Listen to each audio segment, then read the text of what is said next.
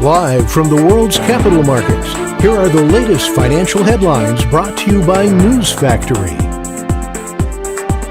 Hello and welcome to Thursday's Daily Financial Digest. And here's what's making the headlines in the markets today. The last session saw the Bitcoin gain 0.6% against the dollar. The Williams indicator indicates an oversold market. The euro-dollar price remained largely unchanged in the last session. The RSI is giving a negative signal. The pound-dollar pair skyrocketed 1.2% in the last session. The stochastic RSI's positive signal contradicts our overall technical analysis. The Aussie got a slight bump of 0.2% against the dollar in the last session.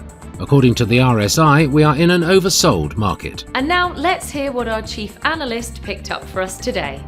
South Korea's Samsung Electronics announced that its third quarter operating profit is expected to be $7.66 billion, down a whopping 31.7% from a year ago. Eurozone government bond yields rose, tracking weakness in the UK gilts market after the Bank of England governor gave pension funds and other investors 3 days to fix their problems before it withdraws support. Portugal, a haven for crypto investors, has decided to tax cryptocurrencies at a rate of 28% on investors holding blockchain-based assets for less than a year. However, assets that are held beyond the 1-year period will remain tax-free. Those were today's major economic events. And now, moving on to world financial headlines.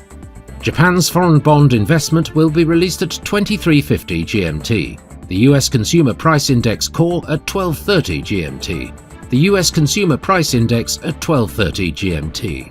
Japan's foreign investment in Japan stocks will be released at 23:50 GMT.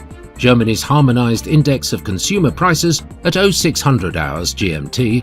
Australia's consumer inflation expectations at 0 hours GMT. We hope that you've enjoyed Thursday's market outlook.